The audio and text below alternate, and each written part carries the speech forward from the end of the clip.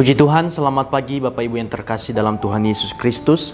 Selamat bertemu kembali di dalam program Berkat Pagi. Pada kesempatan kali ini kita kembali lagi belajar tentang firman Allah. Langsung saja mari kita buka Alkitab kita di dalam Markus pasalnya yang ke-14 ayatnya yang ke-38. Begini bunyi firman Tuhan. Berjaga-jagalah dan berdoalah supaya kamu jangan jatuh ke dalam pencobaan. Roh memang penurut tetapi daging lemah. Saudaraku yang terkasih, Bapak Ibu yang terkasih, mungkin beberapa bahkan semua kita tahu tentang cerita ini di mana saat Yesus dan murid-murid berada di Taman Getsemani, di mana Yesus ditangkap. Dan sebelum Yesus ditangkap, dia berdoa kepada Tuhan. Dan kita tahu cerita ini saat dia kembali melihat murid-muridnya sedang tertidur. Dan perkataan yang Yesus katakan yaitu, berjaga-jagalah dan berdoalah supaya kamu jangan jatuh ke dalam pencobaan. Roh memang penurut tetapi daging lemah.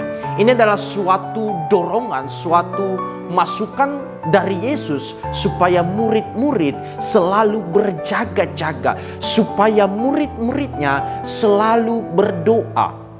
Kenapa? Karena doalah yang membawa kita untuk selalu berada dalam perlindungan Tuhan. Nah, saudaraku yang terkasih, Bapak Ibu yang terkasih, pencobaan dalam konteks ini ada beberapa hal, tetapi saya mau mengajak kita untuk belajar dua hal yang kita pelajari tentang pencobaan yang Yesus maksudkan di dalam perikop ini. Yang pertama, kita lihat di dalam ayatnya yang ke-27. Markus 14 ayatnya yang ke-27 berkata, lalu Yesus berkata kepada mereka, kamu semua akan tergoncang imanmu, sebab ada tertulis, aku akan memukul gembala dan domba-domba itu akan tercerai-berai. Saudaraku yang terkasih, ini adalah nubuatan yang diucapkan Yesus tentang goncangan iman murid-murid atau goncangan iman mereka. Dan Yesus berkata seterusnya saat melihat murid-muridnya sedang tertidur, dia berkata, berjaga-jagalah dan berdoa. Kenapa saudaraku yang terkasih? Karena kadangkala kehidupan kita menghadapi pencobaan-pencobaan yang kita hadapi, kita alami, terkadang karena diri kita sendiri. Karena diri kita sendiri yang tidak ada persiapan. Karena diri kita sendiri yang tidak ada selalu yang namanya siap siaga. Dan yang kedua yang dimaksudkan pencobaan yang Yesus maksudkan di sini yaitu tentang murid-murid yang tidak berdoa. Artinya saudaraku yang terkasih, Tuhan mengajak kita, Tuhan memberikan contoh kepada kita supaya kehidupan kita selalu berdoa setiap saat.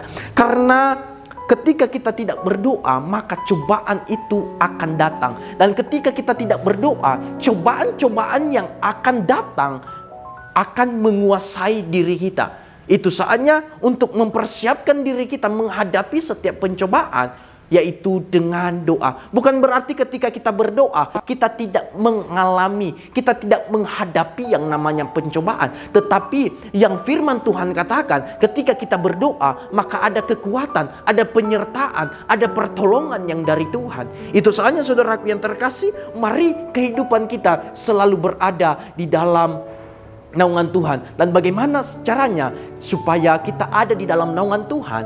Kita selalu berdoa. Kalau kita boleh melihat di dalam contoh-contoh, ada banyak tokoh Alkitab yang selalu berdoa. Tetapi kita mencoba melihat, kalau kita melihat Sadrak, Mesak, dan Abednego, di mana mereka tetap tidak mau menyembah patung Nebukadnezar, tetapi yang selalu memuji dan menyembah Tuhan. Dan saat mereka diperhadapkan cobaan yang mereka hadapi, artinya bahwa ketika kita berdoa, ketika kita menyembah Tuhan, cobaan itu boleh datang. Tetapi kita belajar tentang Sadrak, Mesak, dan Abednego. Saat mereka tetap mengambil keputusan untuk menyembah Tuhan, mereka diperhadapkan, mereka dimasukkan ke dalam perapian yang menyala-nyala. Tetapi di situ penyertaan Tuhan yang sempurna. Di situ penyertaan Tuhan mereka rasakan. Bukan berarti, saya katakan sekali lagi, bukan berarti ketika kita sering berdoa kita dijauhkan dari pencobaan. Tetapi ketika kita berdoa, di situ ada kekuatan yang dari Tuhan. Dan kita melihat di dalam Daniel, kalau kita melihat Daniel selalu berdoa 3 kali sehari. Dia berdoa kepada Tuhan. Dan ketika diperhadapkan dengan cobaan, yaitu dia dibuang di dalam gua singa, apa yang terjadi? Tuhan menyelamatkan kehidupan Daniel. Artinya saudaraku yang terkasih, Bapak Ibu yang terkasih, kehidupan kita boleh kita hadapi masalah, setiap masalah, pencobaan-pencobaan yang kita hadapi. Tetapi ketika kita mengawali setiap hidup kita, mengawali setiap hari-hari kita, yaitu kita selalu berdoa, maka pencobaan itu boleh datang.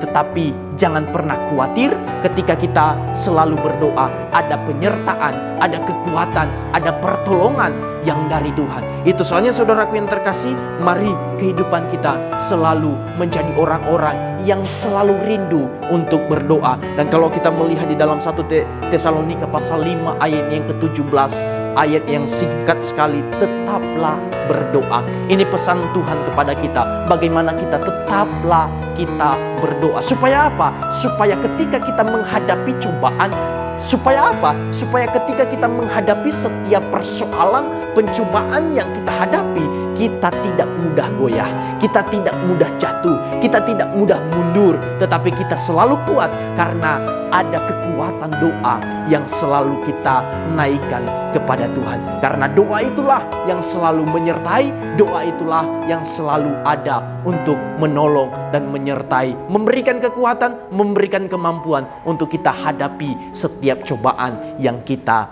hadapi setiap saatnya. Terima kasih, Tuhan Yesus memberkati. Immanuel, Allah beserta kita.